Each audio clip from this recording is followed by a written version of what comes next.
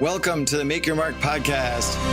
Hey everyone, I'm Mark Moyer, author of Win Again, speaker, career coach, and business advisor. And I help athletes, executives, and entrepreneurs reach their fullest potential. What you're going to be hearing in every single episode are conversations with athletes and other sports-related influencers. And we'll be offering you the insight that you need to succeed in life, including advice that will let you jump past your competition, whether it be for a great new job or taking your business to a much, much higher level. Make sure to connect with me on social media at Mark Moyer Coach and go to my website, markmoyer.com, to get access to the tips and strategies that my coaching clients get directly. If you're looking for ways to make your mark, send me an email to mark@markmoyer.com and I'll get you going right away. Thanks for joining me today. It's going to be an awesome episode.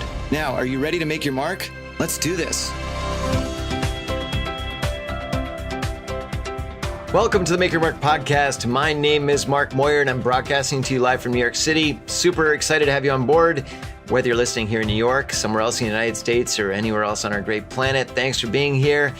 And I'm super excited. Just had a chance to have a great conversation with Terms-Darrah Brustein. And Terms-Darrah is a young lady from Atlanta who absolutely has it all going for her. And what I mean by that is that she's an entrepreneur, but she's one of these people that absolutely gives it all back. And she's smart enough to understand that when you give it all back, things come back to you. You're going to learn so much in this episode, all about networking and how to have conversations with people and how to really decide how to run a business, how to start a business, all the kind of things that I'm very passionate about myself. You're going to love this episode. But before you listen to it, make sure you subscribe to this podcast on iTunes, Stitcher, YouTube, Spotify, wherever you're listening to it, hit that subscribe button. Also, go to my website anytime, markmoyer.com, to get access to all the Make Your Mark podcast episodes. They're all on there. They're all great to listen to. And also stay on the website and get access to great content, all about elevating your business or your career. It's all about getting the right advice. With all that said, I'm excited for you to listen to this episode. You're going to love it with Terms-Darrah Brustein. Happy listening.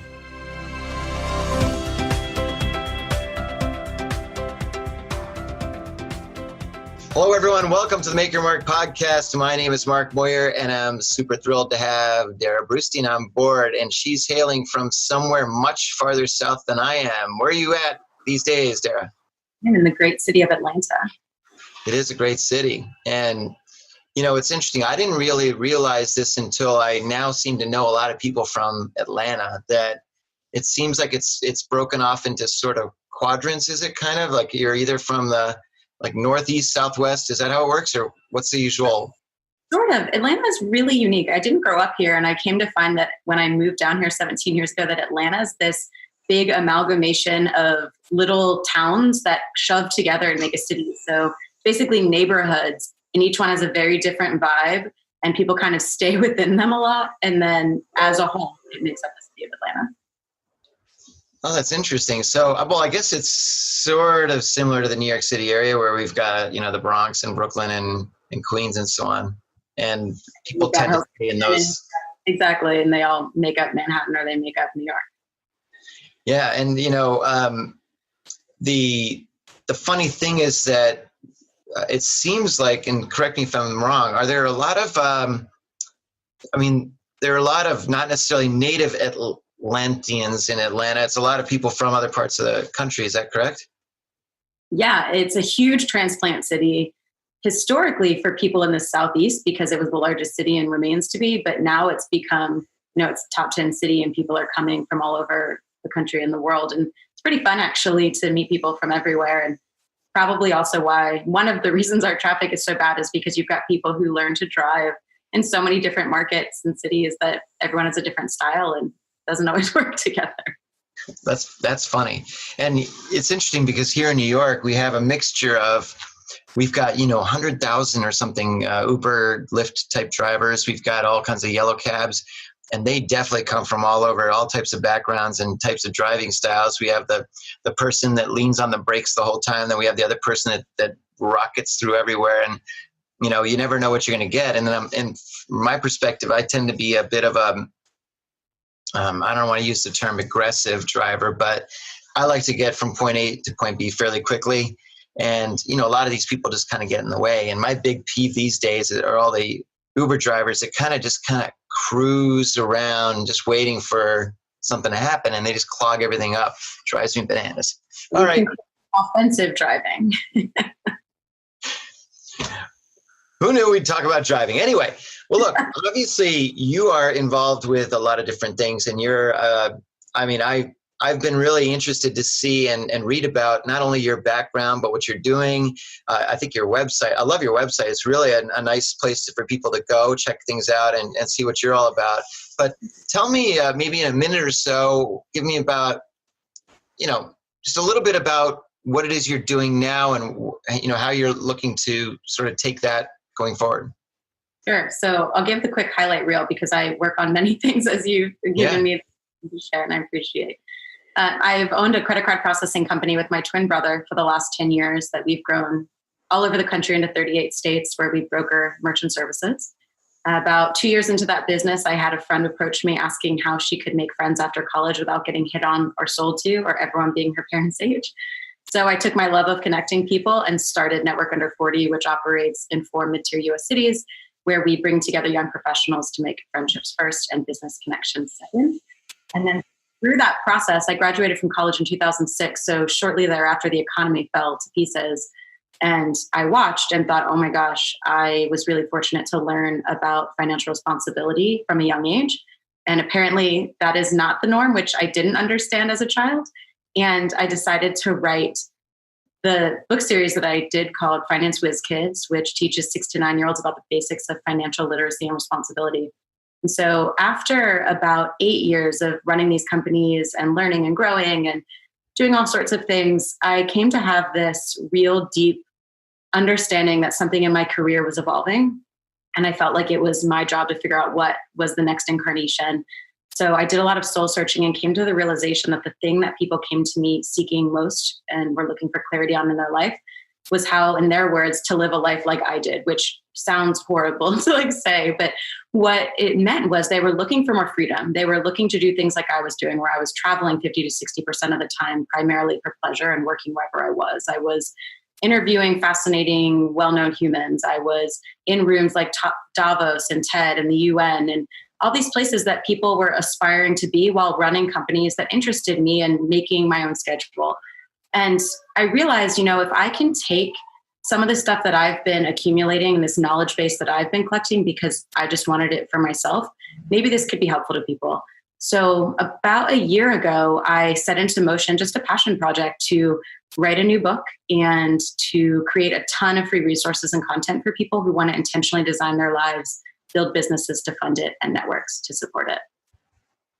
That's amazing. So let's say, for argument's sake, and I don't want to steal all the thunder from the book and the free resources and all that sort of thing, but if I wanted to be hanging out with you in a room in Davos, how do I get there? How do you get to Davos? Well, I think in general, I believe that the way to open doors is through generous relationships where you're not seeking actually to get to Davos necessarily. You're just doing the best you can in the world and putting out stuff that's of value to people. Right. And you're not willing to get your foot in the door at Davos, because that certainly wasn't the case for me. And the quick background is when I was 24, I believe, the World Economic Forum tapped one of their, what they call young global leaders in Atlanta. And they said, hey, will you plant a hub of this new incarnation that we're creating for people who come in under the age of 30, and we're calling it Global Shapers. And at that time, I think there may be 40 hubs in the world. Now, many years later, there's, I think, 600 or more. Wow. But so they tapped this man in Atlanta named John Hope Bryant, and he recruited 9 people to incarnate this hub. And I spent years being a part of running this hub and creating initiatives in the city of Atlanta to help make the city better, because I actually wanted to and I cared. And I grew deep relationships with all of these people in the hub. We grew to about 30 people eventually. And through that process, unbeknownst to me, because it hadn't happened before, the World Economic Forum put out a call to all of the global shapers several years into my tenure. And they said, we're going to bring 50 of you from around the world to Davos. You need to apply and tell us what you're doing to change the world. And this was right around the time my children's book was publishing. So I threw my hat in the ring, as I think is always the best choice to do. Otherwise, you've disqualified yourself. And I was lucky to be one of 7 people in the US to get selected. and got to go. I think I was maybe 27 or 29. So at this tender age, and, get to see behind the curtains of such a landmark experience. Oh, that's amazing. And you bring up a great point, though, about throwing your hat in the ring, because, a lot of the people that I deal with, there's so many people are really almost nervous to do things, and they see other people, especially via social media, who seem either more glamorous or more with it or more popular or more whatever. And they say, oh, well, I can't compete against that, so I'm not even going to bother. And they don't realize that, just as you say, throwing your hat in the ring will get you in the right places if you're, as you also said, and I like your term, having a generous relationship. I mean, you're known as somebody who's giving. People are automatically going to be drawn to you, right? And I think that's. But it's funny because a previous guest of mine, he was an NFL player and ended up being injured, had to retire. And to make a long story short, he ended up trying out to be in Juilliard as an opera singer. And he beat out something like 100 other singers to be one of 3 people to be part of this class. And he was kind of saying, look, I'm just some big, dumb, schmucko NFL athlete. And here I am at Juilliard singing opera. And now he's one of the top opera singers in the world. And who'd ever figure that out, right? So I always like to say, look, if you see an opportunity in front of you, just always go for it. There's the only downside is a no, right? So it's, I think I love that example because, that's obviously a great accomplishment to be chosen one of 7 to be there. And so tell me, so you're there. What are some of the things that really stood out? What did you, what caught you completely by surprise there? Oh gosh, now we're dating back in my mind. Well, I remember attributing it or likening it to what I called winter camp because it felt like summer camp for like the rich and famous and powerful, but in the freezing cold Alps in Switzerland. And it was just fascinating. I mean, I think one of the things that I shouldn't have been surprised by, but was surprised by, is that there was twice as many armed guards as there were attendees because of the amount of power that was in that area. The other thing that surprised me was how horrible the accommodations were for these people who are so used to 5-star everything. Oh, really? Yeah, it's this tiny little town that really is not equipped to house all of these folks, let alone their teams and their entourages and whatever else comes with it. And so it's just interesting. Like I remember the Global Shapers that were selected, we all stayed in this dorm for middle schoolers. Uh-huh. Where we were sharing these communal bathrooms with them. And it was just, that's one of the common themes of conversation amongst attendees is how shitty the accommodations are. Why do you suppose they hold it there then? I mean, as opposed to, Dubai or whatever.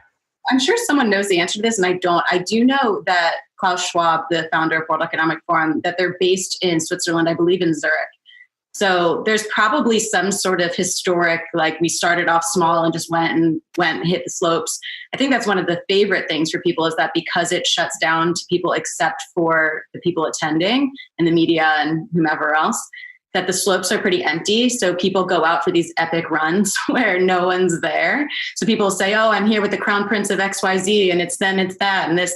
So there's that. The other thing that I'd say was really surprising and not so surprising, but interesting was because, except for me, like everyone were really peers, people really let their hair down. And it's interesting to see. It's sort of like a big frat party of people whose names you know. So. That's pretty fun. Well, now, are you a skier yourself or not? Yeah, it's a double-sided question. I grew up being a skier. I grew up in Philly and Baltimore, but we went to Vail every year and the Poconos every year. And around the age of 11, I ordered my parents to stop taking me, which sounds so horrible, but I did it because they're so competitive that it took all the fun out. So I actually took a 21-year break from skiing until a friend of mine invited me actually to Switzerland, to Zermatt a few years ago. And that's where I relearned to ski, which is probably the worst place to relearn to ski in the Alps. It's so difficult. Yeah. Look out below. Yeah, oh my God. Well, the interesting thing with that story about having, competitive parents and so forth is that you're right. It may take some of the joy out of it, but I'm thrilled that you're able to do it again, because I mean, I love skiing myself, and I don't get a chance to get out there as much as I'd love to. And I mean, years ago, I was in Chamonix many years ago, and it's just so gorgeous out there. It's such an amazing locale, the whole Alps there. It's beautiful. So shifting gears a little bit, I know that because people are interested in, as you say, living your life kind of thing, obviously you speak to a fair amount of people that run their own businesses. They're entrepreneurs. And what do you think are some of the, let's say I'm at I'm working at a job at a Fortune 500 company or any company, and I'm online and I see the successes, or what seems to be all these successful entrepreneurs and all these people with all this stuff, and they're working on a beach and this and that. And I say, God, I really want to be like that. But how the hell do how do I figure out what I can do to really get going? What do you think is a good way for me to discover what I could possibly do as an entrepreneur? It's an interesting question. And one of the things you said made me think of a book that might be interesting for people to read. It's called New to Big. It just came out. It was co-authored by David Kidder and a friend of mine named Christina Wallace. And it's all about going into corporate organizations and finding how you can innovate like entrepreneurs and invest like VCs within a pre-existing structure like the Coca-Colas of the world or the GEs of the world, or even smaller companies. But it's really interesting. So if you're in a company and you feel that entrepreneurial urge, there are ways to be entrepreneurial within it and make that a place where you don't have to up and leave. But if someone really does have the calling, I think it's interesting because there's a couple different ways you can come at being an entrepreneur. You can back into an idea, much like I did in several of my businesses. Like, I didn't come up with our credit card processing brokerage. It was my twin brother's idea. And I devil's advocated it enough to eventually say yes.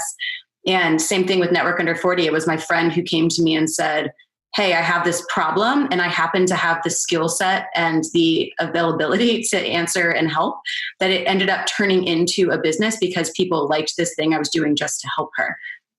So I say that to say there's a lot of people who back into businesses because there might be someone who already has the idea or has a complementary skill set like my brother did, where you can partner together and you don't have to be the generator of the concept.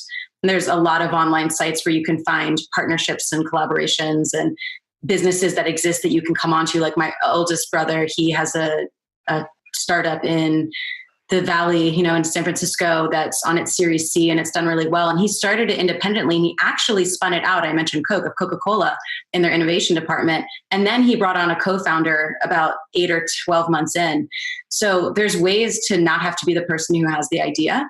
There's ways to spin them out of pre-existing places. But I think ultimately the bottom line is you've got to be paying attention to what are you really equipped to do? What are your skills and strengths? What is your purview? Who do you have empathy for? Who do you really want to tackle a challenge for? And then what are the problems of those people that you can help get them from point A to point Z on, or point A to point B on, depending where you are in the life cycle. And well, you're absolutely right. And one of the things that I like to impress upon people all the time is that we may be born to an extent with the entrepreneurial spirit, but not necessarily with the idea or the means or the whatever. But as you said, a lot of times it all evolves. And in my case, suddenly now I'm involved with 3 or 4 other businesses from people that came from either finding me on LinkedIn, or a couple of them have been as a result of guests on my podcast who said, Mark, we like your coaching style and so forth. We'd love to have you be one of the sort of a business strategist for us. And, I didn't necessarily see that coming at all. But opportunities present themselves. And as you said, throwing your hat in the ring, you just got to sometimes just take the plunge and go for it. I mean, that's the most important thing. What you're talking about, because what you're mentioning is how important it is to stay open to opportunity and not pigeonhole yourself based on prior experience. Like from the description I've shared, I think it's no mystery to anyone that my career has been nothing but nonlinear. And it was by design in the sense of I had some ideas along the way of what I wanted to do, but I certainly didn't grow up thinking I'm going to start a business and the first one's going to be in credit card processing. And then I didn't think 2 years into building this business where we're super heads down, I'm going to start this other business. And then I didn't think, hey, I'm going to write a children's book. I don't even have children. Like, there are things that just evolved because I felt like the current was taking me in that direction and all signs were pointing towards yes. And sometimes that's all you can do. Like, you have to play the cards that you're dealt the best that you know how. And double down and make the most of it. Well, your story reminds me of a guy, Ryan Levesque. I don't know if his name rings a bell, but he wrote a book called Ask, A-S-K. And his whole premise and what he really walks people through is how to figure out from your audience or your potential audience what it is that they truly want to buy. And you end up effectively asking them almost in a survey format with structured questions that really put them in different buckets so that you can then approach them in a certain way specifically that makes them buyers. And one of the first things he did was he figured out very quickly, and this is many years ago, but that if he went after markets that were underserved and he served them, he was in. And his first thing that he did was he bought a domain for people that grow orchids at home. Now there's nothing more random than that, but apparently there's a whole lot of people that do this, and there were no resources out there for it. So he created a website, basically how to grow your orchids at home. He didn't know crap about it, but he pulled together all this information, put it on there. And then I think he sold it for $4.95, $5, checklist of how to grow orchids at home. And he sold like 200,000 copies, like a crazy amount of copies of these things, because he was the only game in town. And that's what started him just trying to figure out over the course of time, what are the businesses that need to be served now, and how does he serve them. So it's interesting that you said the credit card processing, because how many people do you know wake up and say, you know what? Yes, I'm going to be a credit card processing. No one does these things on purpose. And then they get into it and they're like, wait a minute, I can make a great living doing this, and nobody else knows about it, right? I think the unsexy businesses are totally where it's at. And like you're talking about with the orchid guy, I love a Walmart kind of model. And I don't mean the big and the cheapest. What I mean is going to the market that no one's going to. Because when Walmart started building out, they were in the markets that people were completely ignoring in the small towns that no one had heard of. And it's exactly the orchid story of find the audience who is so thirsty or hungry for something and give that to them and study them and learn them and really make it sincere. And like I said, you have to empathize with them. It can't just be hey, let me manipulate you. That's never a good way to run a business. But it's, hey, I've identified this market that's not being served. How do I learn a lot about them so I can empathize and serve them in a way that's valuable? And they're going to find value that is in proportion to whatever I'm charging. Absolutely. So that brings up a great question. If I've got this sort of idea, but I'm stuck trying to figure out, well, how do I get it out to my audience? What are some of the things you like to do to or what would you recommend for me to, sort of start dabbling and figuring out what's the best way to, whether it's create a specific product for them or a service? I mean, what's that next step? I mean, I've never practiced the lean methodology explicitly, but I think I have accidentally in a lot of ways done that. And I'm a big believer in that I have bootstrapped all of my companies. And while I think that there are times and places for being capitalized, whether that's by SBA loans or, friends and family or angel or VC, I've just never been drawn to that. And I think that's a big key here, is that you need to understand what is it you want to develop before it takes over you. And I always knew very clearly I had a vision for the lifestyle that I wanted to live. And I was very certain that having investors and having to answer to them and having to grow a business to the size that would ever pay an investor back at a multiple that they would need was not aligned with the lifestyle that I wanted to live. And that instead I wanted to bootstrap and just reinvest capital as me investing in myself, basically, and into my own businesses. So that was a really important starting point for me in the first place. And so given that, to your question, that always meant that I had to start leanly, and I had to, in the words of lean startup methodology, have an MVP or a minimum viable product. And often that minimum viable product isn't the thing that it ends up being explicitly.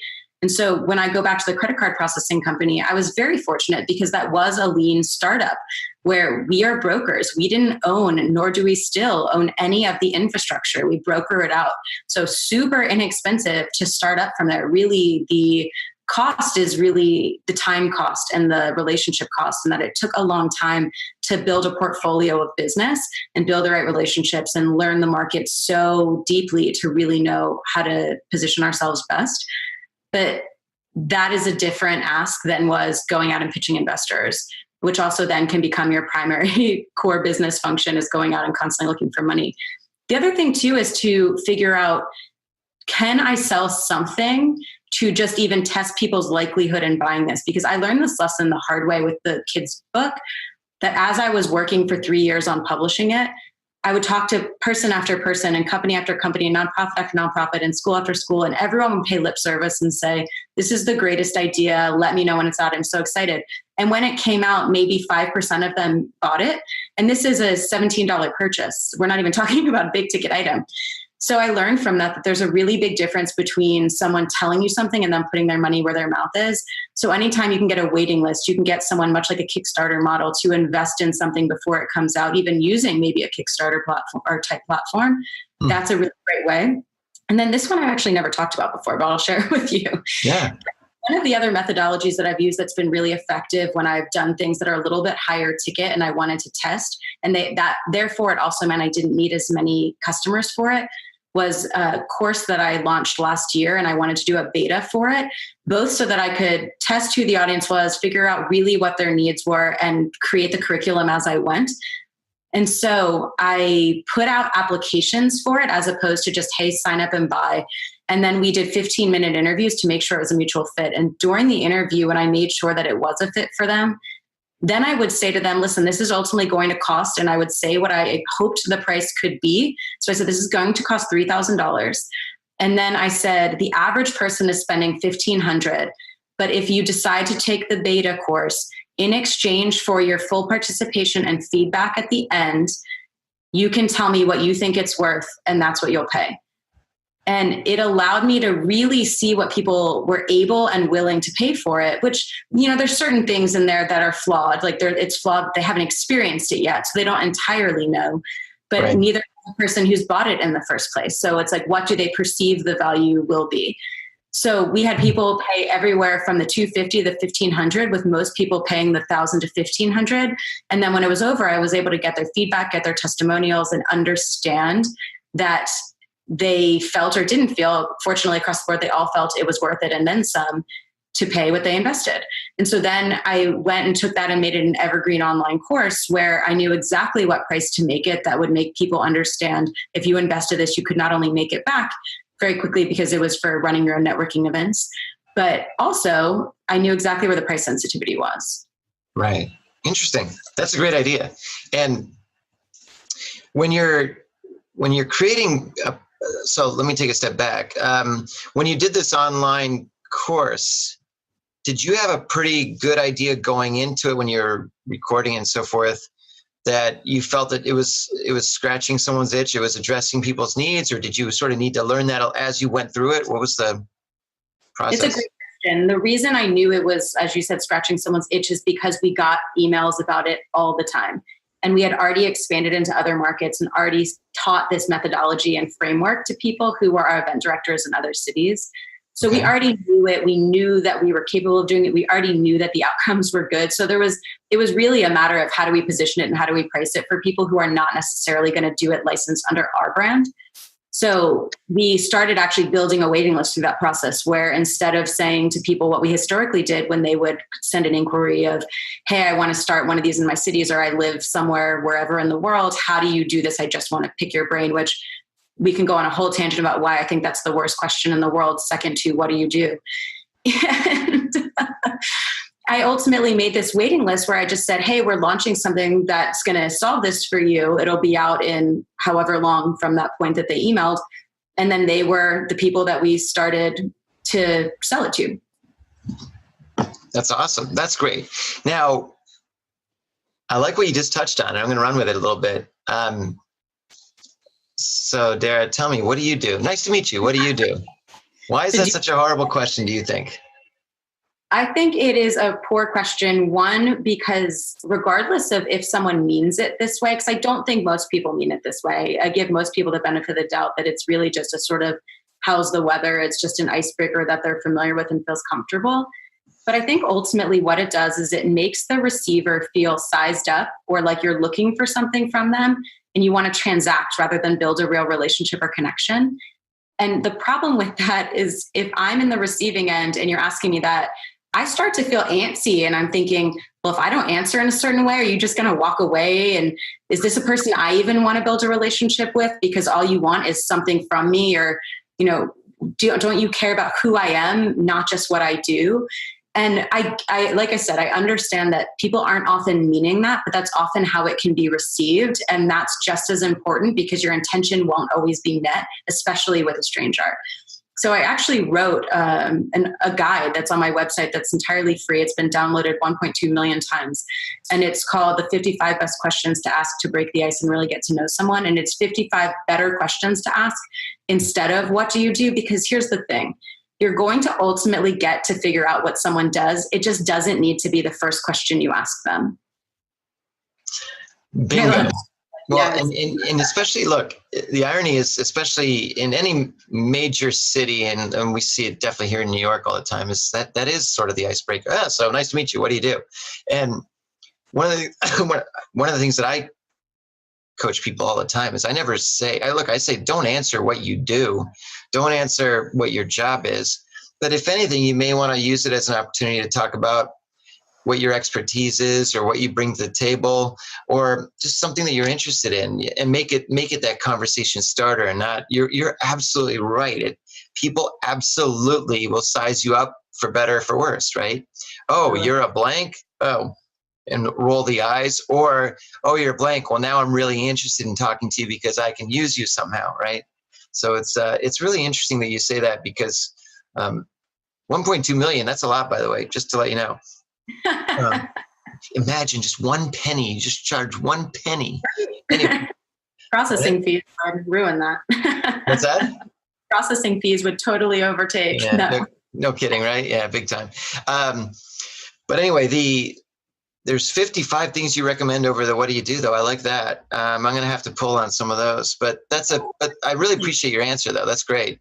Thank you. And I was going to say some questions are silly, like what's your favorite emoji? And actually, I have a video series with Deepak Chopra, and we had a whole conversation around the power of emojis and how they're this universal language, but some are that simple, or like, what have you been reading, or what brought you here? What's something you're excited about right now? Or, and some get really deep, like what's a dream that you have that you actually don't want to ever achieve, or like you say you have, but you'll never achieve, or, what did you say you wanted to be as a kid, and why did that change? Or who do you most admire? For what experience are you most grateful in your life? And these things that are a lot deeper that you're probably not going to ask right when you meet someone. So They're broken down into mild, medium, and hot. So maybe start with mild and then work your way in.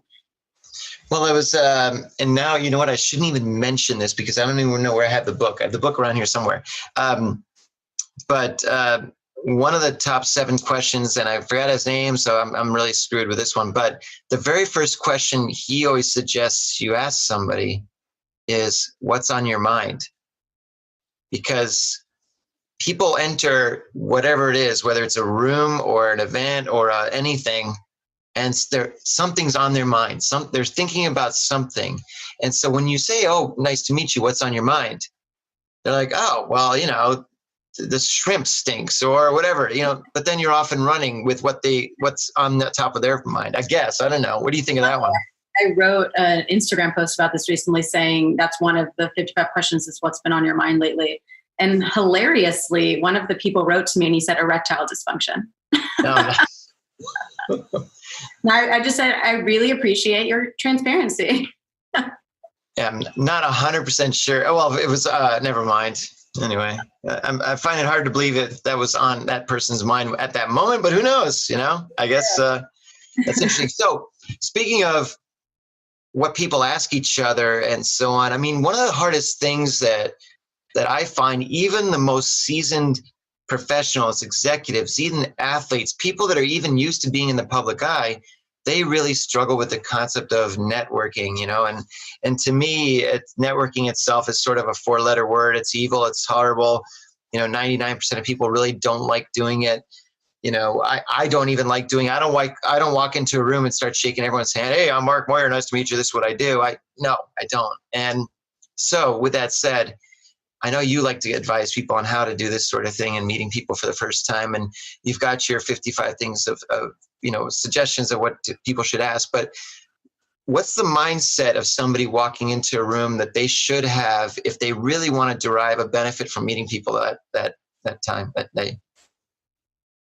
Well, I love the question. And I love what you said about networking being a 4-letter word, and that you're not trying to go into a room shaking everyone's hand and shoving a business card in their face and telling them what you do.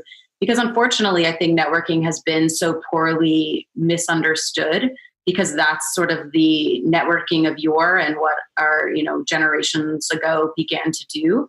And I think it really bastardized what really is simply a concept of friendship building and relationship building. That I don't want to build relationships with people who I just simply don't enjoy and respect and want to have a conversation with. Life is too short to just keep people around you because you think you can get something from them, or you're looking for it in an instant. So with that being said, when someone walks into a room, whether it's a dinner party or a coffee meeting or a big networking event or what have you, I think it's more important to think about, how can I be curious? How can I see people here as people who I simply can learn something about, and it can be a fun game? And how do I just meet 3 to 5 people with whom I can build some rapport and actually enjoy an interaction, rather than saying, how do I blanket an entire room and have everyone know my name? Because when that's the case, you've really not only not built a relationship with anyone, but you've probably done yourself a disservice as a card spammer and someone who's really pushing your goals and initiatives on other people. Whereas if you take the opposite approach, and if Mark, you and I met at an event, and I walked up to you and I said, hey, what's on your mind? And you started talking to me, and we just sort of let that unfold organically. We're both going to eventually figure out, do we just jive in general? And is there enough here of just a connection or a chemistry in just a human form that we want to continue to grow on that? And then that's usually a good time to say, hey, can I grab your information? I'd love to grab coffee. Or even if you don't have that, never, I believe, give your business card unless it's been asked of you. Otherwise, I call it trash. It's not something that has been invited or warranted. And then it's fine to just write a quick email, hey, it was great to meet you, or a LinkedIn invitation, and just let that go. So maybe you'll cross each other's paths again. You'll keep each other top of mind through people's updates and whatnot. But not everyone has to be someone that comes into your inner circle. And interestingly, there's a study on this. It's called, it's totally escaping me. It'll come to me. But it basically says that there's about 205 people with whom you can have relationships. You have your inner circle of 5, and many know Jim Rohn's work on this, that you are the average of the 5 people with whom you spend the most time. Then you've got the outer circle of 50. And those are the people that you might see on a weekly or so basis, and you actually have relationship with. It's just not as deep as the 5. And then you've got your furthest most circle, which is the remaining 150 or so.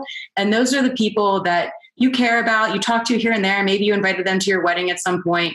You see them on social media, you pay attention to their stuff. And then there's everyone else in the ether. And this is why you have to be really diligent and do housekeeping and pay attention to, are these people helping me grow? Do I enjoy being with them? Am I able to contribute to their life in some way? And I believe that there's seasons to this, and that we need to give ourselves some slack and say, just because we were best friends in 2nd grade doesn't mean you need to be my 550 or 150 if we've just grown apart. And that's okay, because there's only so much capacity that each of us has. Oh, it's called Terms-Darrah. I like that. So I need to examine my little tree of people. I mean, it's almost like a tree, right? With the rings, your inner ring, and next ring, and the next ring after that. And, it's funny because every once in a while, I like to look at the people I'm connected to on LinkedIn and sort of get it.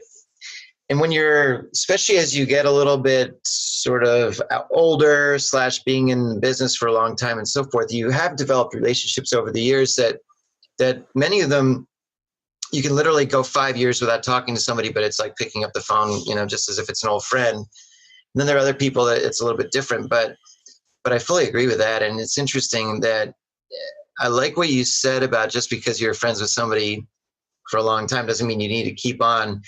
I think everybody probably could serve to kick some people to the curb and, kind of improve their, get rid of the dead weight off the ship a little bit and bring on some new weight.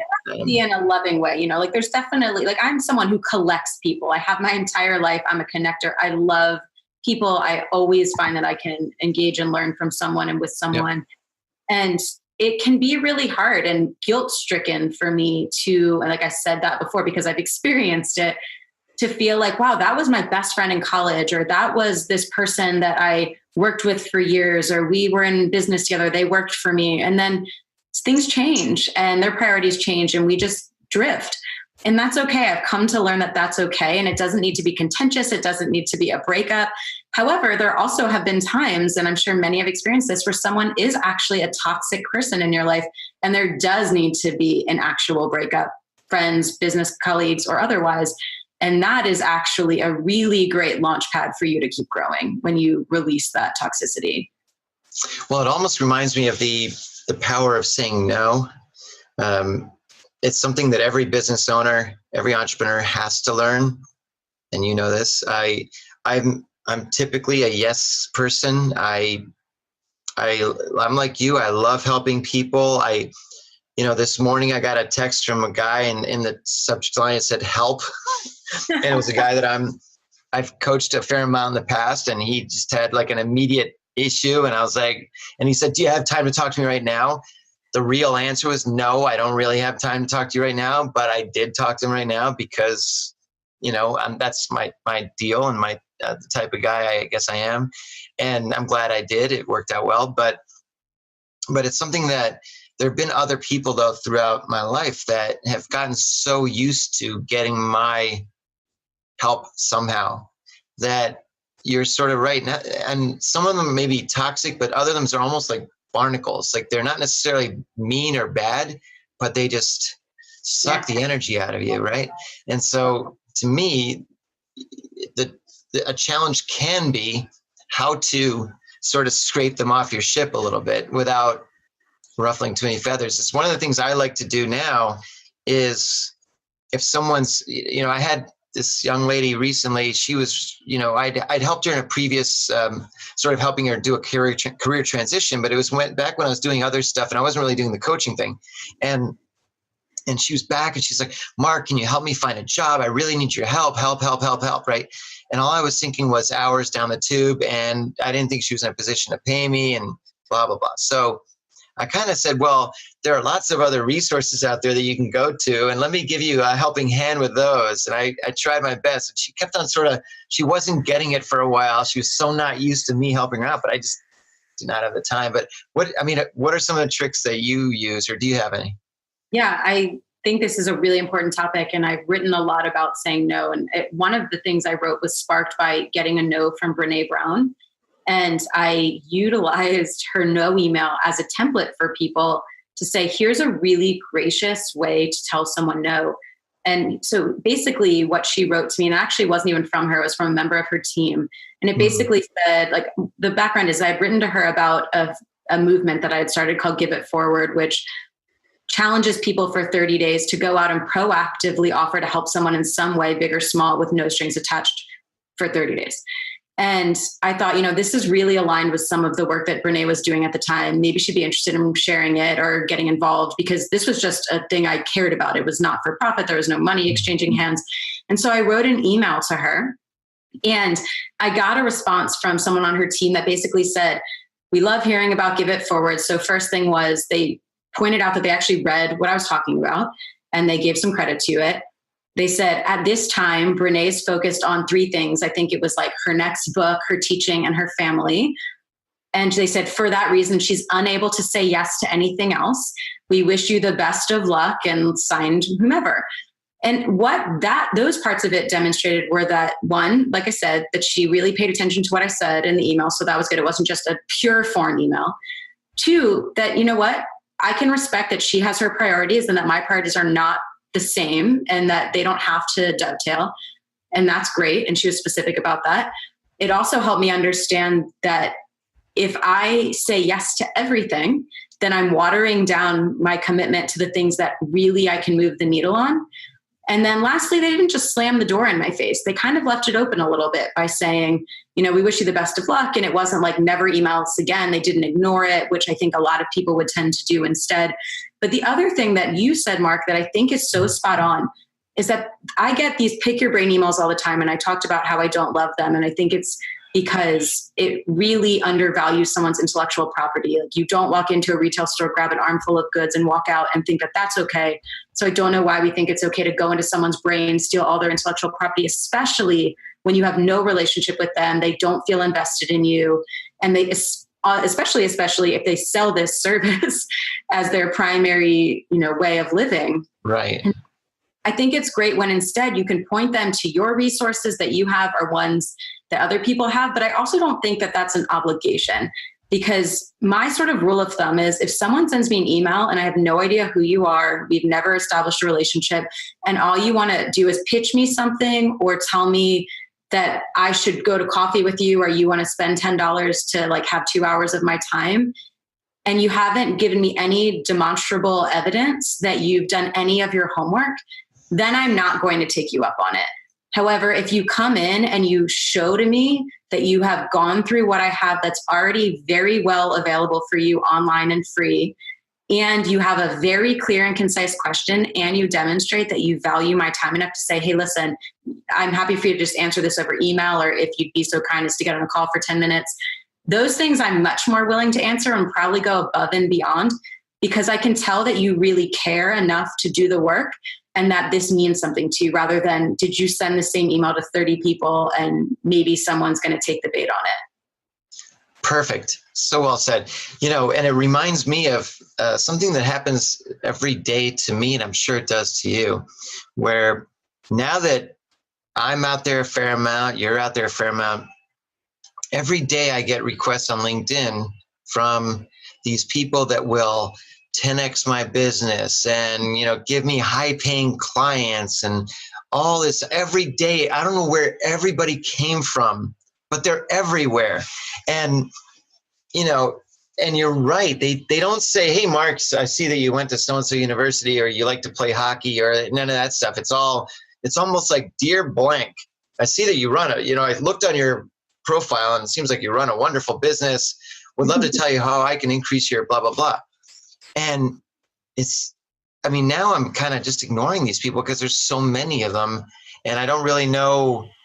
I don't really want to talk to any of them. I'm sure at some point, some of them might be helpful, but it's impossible to figure out who, right? Well, the bottom line here is if you're going to vomit your intentions on other people, no one is interested. And I think the thing that is pretty evidence-based with psychology of buying is that we all want to buy stuff, but we don't want to feel sold.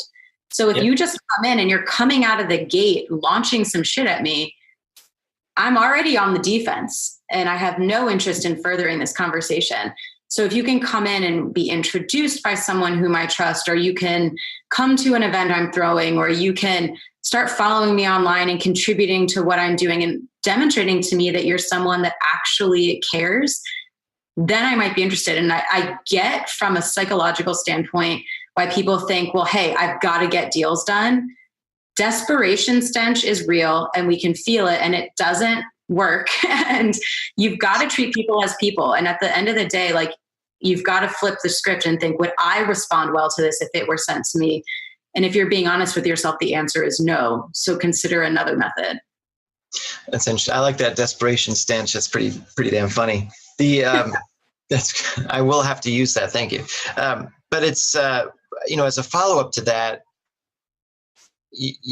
that's something I try to really be cognizant of. And it's funny because sometimes when it's your own product or service and you sort of know, geez, everybody should have this. This is so important to have. It can be frustrating because you're not sure how to tell the world that your whatever it is better than all those people that are hucking whatever they're hucking. So how do you think you'd get around that? Let's say I'll give you an example. I think my book is a kick-ass book. I like to tell people it's $10,000 of coaching or more in a $20 book. It's all about helping athletes transition from their sport into successful business. And I think I'm biased, obviously, but I think it's an amazing book. It's filled with all the tips and strategies and ideas and things that people can do and run with.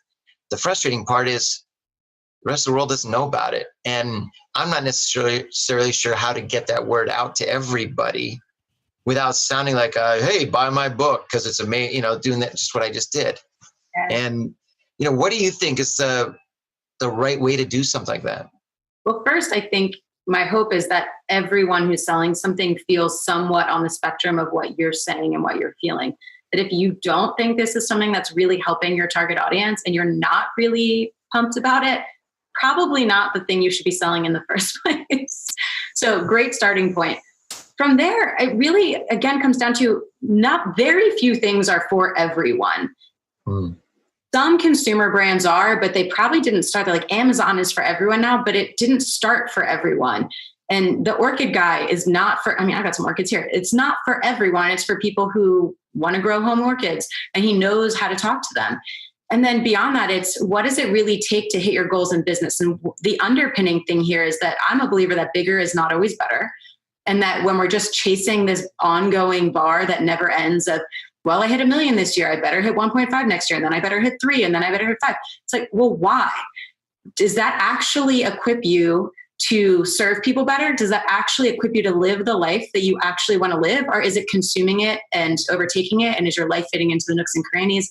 And are you chasing it because it looks good and it's cool and other people are telling you that's the thing to do and to brag about? Like, I had to take myself off that hamster wheel because it was suffocating. It kind of comes down to how many clients do you really need to make your business thrive in a way that complements the life that you want. And then also, certainly there's the point of, hey, I have this thing that's going to help people. How do I get it into as many hands as possible? At that point, it's right. Well, look, so if it's that sort of thing, where how do you get it into as many hands as possible? I mean, what do you think is the right messaging then? Well, it depends entirely on your product, but I think that anytime you can use customer feedback to speak on behalf of you, that's great. So making affiliates and basically sales teams out of the people who have worked with you is great. Finding referral partners, that's entirely how I grew my credit card processing company. I partnered with banks. I partnered with CPAs and accountants. And I partnered with anyone who was a gatekeeper to my end client so that there were dividends that were paid out. And I would pay them if they wanted to be paid because they deserve to be. So finding ways to creatively find these real connector pieces and frogs to refer you out is a really great way to do it instead of always going one to one to one to one. That's really interesting that you do this with the gatekeepers and with the affiliates, because again, you're absolutely right. When you get people to offer any sort of testimonial, any sort of social proof that it's not. So with me, and I didn't mean to sound like it was some pathetic plea to sell my book or something. It may have sounded like it. But obviously, if I have other people that say, Mark, this tell their audience, this book was amazing, it really helped transform blah, blah, blah, is so much better than me telling people it's going to transform your blah, blah, blah. And the other piece is, and you do a great job of this, is finding platforms where people can build trust with you and value your thought leadership in that arena. And now there is an infinite amount of space to do that. You can write articles on Medium and LinkedIn. You can use social media platforms, start doing micro blogging for your for your Instagram captions, be posting on LinkedIn and have a strategy there every day. Start guest blogging for other people, go on podcasts, become a speaker, sit on panels, do things where people become attracted to your message because you're doing exactly what we talked about with relationships, where you're putting value in first before you're ever trying to extract it out. Because when people can come to you thinking, well, wow, Mark already said these 10 things for free, what the hell is he going to say additionally? My mind is already blown. Then they're going to want to buy something from you. Right, because, and what a great point, because I think a lot of people worry, gee, if I give away 10 things, is anybody ever going to spend money on me? Because they're so used to getting it for free. Yeah, and that I think is one of the biggest fallacies, that if you're hoarding everything to yourself, no one ever knows what you have to offer. And honestly, if you only have those 10 things in this case to give, then you probably don't deserve to be paid, because if that's all you have. But like you said, in your book, it's $20 and it's $10,000 worth of coaching. There are plenty of books that I have read where all of the stuff is in there, but I still want to hire the person because I'd rather them guide me through it. And I know that it's better to have them shepherd me through a process, even though I've already read it in their book or seen their TED Talk or whatever the thing is. So don't let that stop you. It actually is the reverse effect. And honestly, there's sort of this like karmic retribution of it, that when you give in the world, it comes back to you, not always and often not in a one-to-one capacity, but you've just got to look at everything from an abundance mindset of give more. There's enough for everybody. It's not about who gets what and there's not enough here. It's not scarcity driven. It's abundance driven. Oh, that's a great point. So piggybacking on all of this, one thing that I've seen entrepreneurs try to do is really, I think you touched on it earlier, they set unrealistic expectations and then they get so crushed when they're not met. And then they don't know how to break past any of these sort of barriers. And I mean, what do you like to tell people when they feel like they've kind of exhausted what they can do and they're very disappointed? How do you pivot their attitude?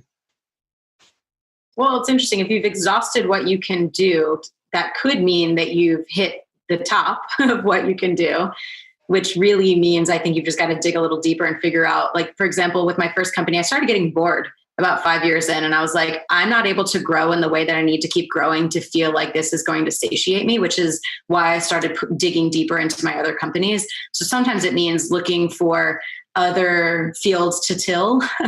Sometimes it means looking for new opportunities within your own business, because we can get lazy in our companies and just keep doing the same thing on autopilot, when often you can dig back into your customer needs and think, oh, that's a whole new field that I can start to work on and to help the same customer base instead of starting over. So sometimes it's really just doing those self-checks and stopping and having those moments of reflection.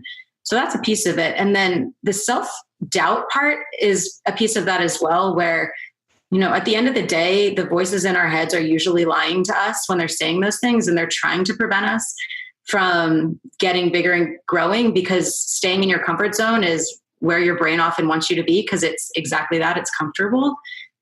So when you're pushing yourself out of that consistently, as most entrepreneurs are, your mind is like kind of going nuts, thinking like, this is really uncomfortable. I want to get back to this homeostasis. So you've got to start looking for, I often look for data in the past. And I think, okay, if that's telling me that I can't do that, or I'm going to fail, or everyone's going to laugh at me, or whatever, fill in the blank. I look for examples in the past of times that have been similar to either refute or to quantify it. And 99% of the time I realize, okay, that voice is a lie. And that when I can not find anything to support it through evidence, that gives me at least enough courage to move a little bit.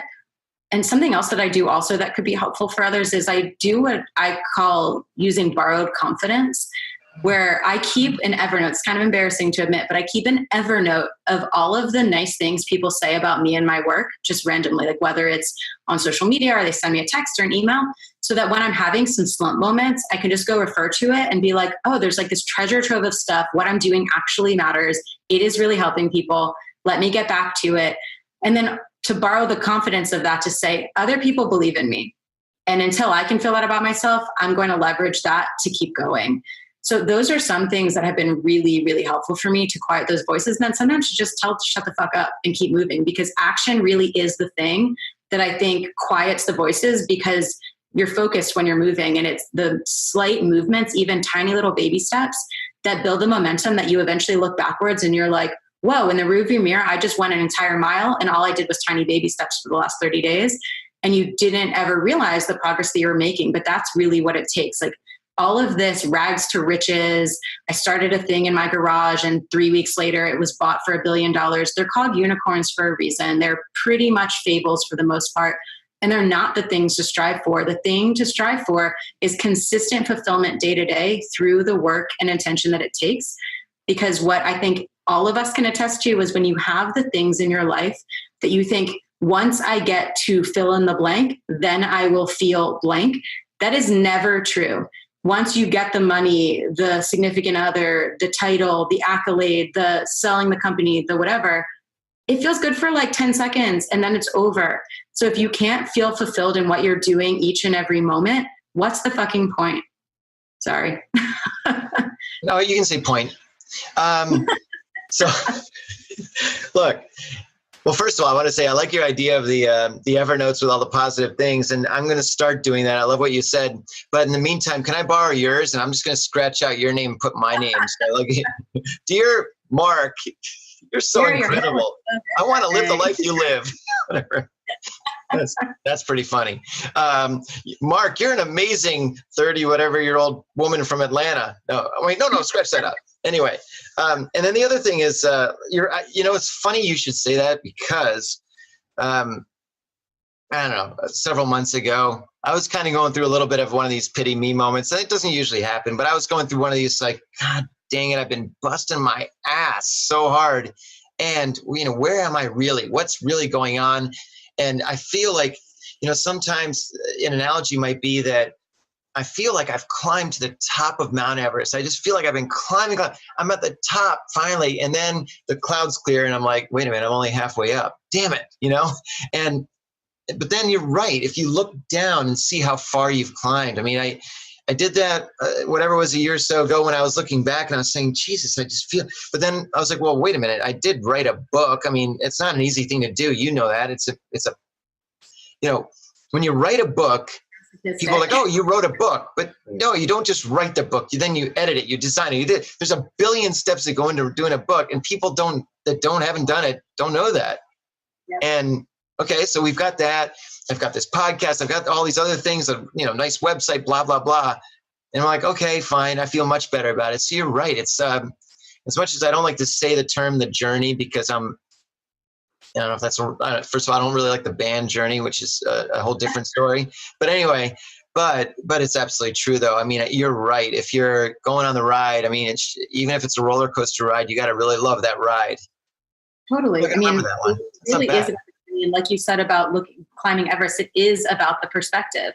And it's very glass half full, glass half empty. You can look up and be like, well, damn, I've got a whole half more mountain to climb and I'm going to really trudge through. Or you can look back and be like, pat myself on the back a little, look what I've done. That can inspire and motivate me to keep climbing. Like we've got to celebrate. It's these small wins and these like little things each day that are so easy to overlook. But if you can't have these moments of celebration and enjoying the fruits of your labor, you're going to be the person who looks back at the end of your life and is like, wow, I waited for this pot of gold at the end and there was no pot of gold at the end of the rainbow. The Lucky Charms guy was lying. And here I am, and I have all these regrets. And I think it's really important to do, as gruesome as it sounds, deathbed exercises or eulogy exercises where you think, if I have the privilege of sitting on my deathbed, hopefully at an old age, looking back, what do I hope to be able to say about my life? And given that, what adjustments do I need to make sure I'm aligned with those values and those things, and that my day-to-day actions are demonstrating that that's what I'm investing my time and energy into. So when I get there, I can say that. Well stated. I like that. You have that somewhere on your website? You got to put it on there if you haven't. I don't, but it'll be in the book. Yeah, I like that. Excellent. No more books. Don't write it. I'm telling you, don't do it. It's too much. I'm into proposal writing, so you get it. It takes some time. I know. Well, this has all been fabulous. So listen, I like to jump into a little segment I call Hit Your Mark. It's just a quick bunch of little 4 or 5 quick questions that are sort of, they're really easy, especially for you because you're super duper smart. And although you did say the word point earlier, which I don't like, but anyway, so first question, super easy. If you had a pet and it wasn't a dog or a cat, what would it be? Ooh, a mini pony. Mini pony. That's great. What color? White with pink fur on the, what is that called? Mane. And would you strap on like the little unit, maybe just for parties? That's a great answer. And do you own a boat? You probably have a yacht or two, right? Oh, like 7. 7. What would you name your boat if you had one? Oh, I shouldn't have an answer to this. My partner, Brendan, he grew up sailing. He grew up in Cape Cod. So we have definitely talked about boat names before, but I don't have a name. Let's see. I would call it my cat's name, speaking of pets, which is Chairman Meow, just because I think it's a funny name. That is a pretty damn funny name. It's funny. speaking of names, and I probably shouldn't even say this, but when we were trying to figure out what to name our youngest son, we came up with different names, but I thought a good one would be Hey You, because I thought that's I'd be screaming that out so many times, Hey You, or whatever, that I thought that was a good name, but that got shut down, oddly enough. So anyway, along with some of my other ideas. Anyway, last question in this little segment actually is going to be we'll see what you say. If you had the chance tonight to have 3 people over for dinner, alive or dead, who would they be? Oprah, Deepak, and my boyfriend. Wow. You know what? I've never heard the boyfriend thing before. Some people have tried to stroke me a little bit. And they say, well, Mark, you, of course. And I'm like, no. But wow, good for Brendan. Brendan is fired up. And he's an exceptional cook. So everyone would succeed. I actually asked that question to Deepak in one of our episodes, and his was like Gandhi, the Dalai Lama, Marilyn Monroe, me, him, and I forget who the other one was. I was like, I will be at that dinner party. No kidding. Well, that's an interesting one with Marilyn Monroe. I like that.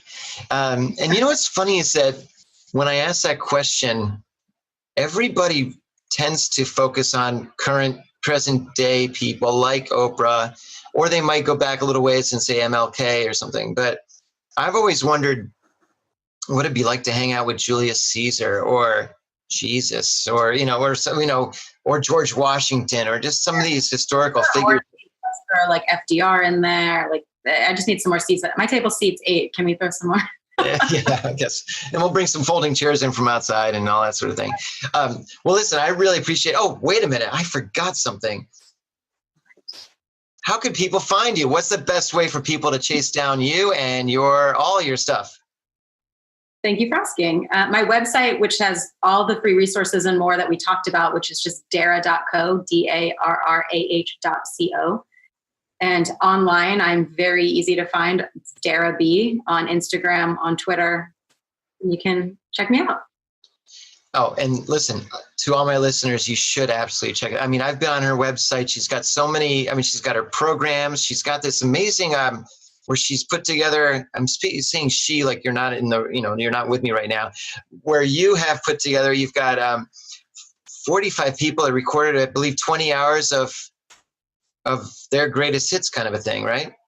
Yeah, it was called the Life by Design, Not by Default Virtual Summit. And it's 20 hours of content broken into 3 categories. The first is kicked off by Deepak, and it's how do you intentionally design your life and define success for yourself and map that out, get over those stuck hurdles and fears and otherwise. And day 2 is on how do you design your career entrepreneurial journey to integrate with it rather than be consumed by it and fund it. That's kicked off by a badass woman and friend named Kat Cole, who's number 2 at Focus Brands, which is billion-dollar food company. It's Annie Ann's, Moe's, Carvel, Schlotsky's, many others, Jamba Juice, and so on. And then the third part is about building the network to support you and your visions. And that's kicked off by Adam Grant, the Wharton professor who wrote Give and Take and is exceptional, and is closed by Jen Sincero, who's the New York Times bestselling author of the You're a Badass and You're a Badass at Making Money series, to really go more deeply into relationships and some of what we talked about with making the house cleaning coming around and how to handle some of the money stuff that comes up along the way of designing your life. So there's a lot of good stuff in there. We've got former NBA players, we've got Olympic athletes, we've got people who are just experts in their fields. So it's really great. And you know what? It's 20 hours of content. It's so much content that's, got tremendous value. And I won't get into all the pricing, but it's so damn inexpensive. It's worth every penny and more. So jump in there, go to Darrah's website, check her out online, connect with her. I'm sure she'd love to hear from you. I'm sure she'd love to hear from me now that she knows me really well. And I would love all of you, sincerely. It's really touching when I hear and understand what's going on in everyone's worlds. Oh, it is. And, there's so many incredible stories that, when you stop and speak to somebody and actually listen to them, it really is amazing, right? That's great.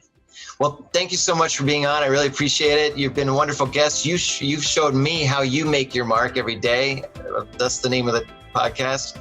Thanks for being on, and have a wonderful rest of your day. Thanks, Mark, and thanks, everybody. Thanks so much for joining us today on this episode of Make Your Mark podcast. The goal of the podcast is to help you find ways to make your mark, to succeed in life, and to jump past your competition. Be sure to leave me a review on iTunes and Stitcher, and subscribe to be the first to hear new episodes. If you're looking for ways to make your mark, send me an email, mark@markmoyer.com, and I'll get back to you right away. Thanks again for listening, and we'll see you next time.